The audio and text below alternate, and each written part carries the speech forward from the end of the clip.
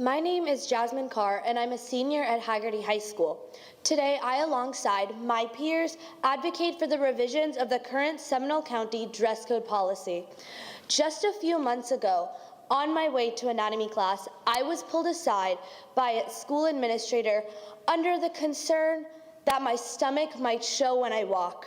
While my anatomy class was beginning, I instead was downstairs in the student discipline office being asked to walk back across the room to see if my stomach would show as I walked. While my class was learning, I was being looked up and down. While my class was learning, I was being humiliated in the class right below.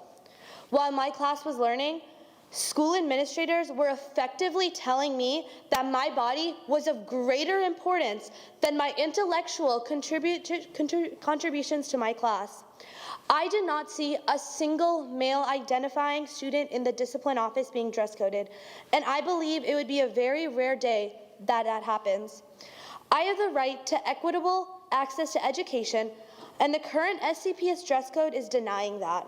While the disproportionate enforcement against feminine students does go back to the policy itself, there is also a distinct enforcement problem that is inconsistent across schools. School officials should never have made me walk up and down in a line while they watched to see if my clothing was deemed appropriate. School officials should never have been disproportionately dress coding feminine students. School officials should never have taken away from my learning time because of what I was wearing.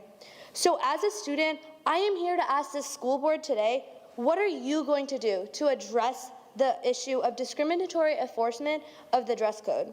My contributions in the classroom are of far greater importance than that of what I'm wearing. But the enforcement of the dress code seemingly disagrees and instead prioritizes what I am wearing.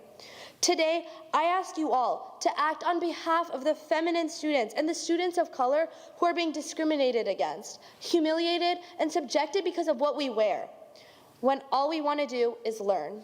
We are here to advocate for policy changes to the current dress code against any items of clothing that are most often worn by the gender over another, such as halter tops or tube tops, two items currently listed in the dress code as prohibited. But we are also here to raise serious concerns about the impact of discriminatory enforcement on students. We are here to advocate for action. Thank you for your time.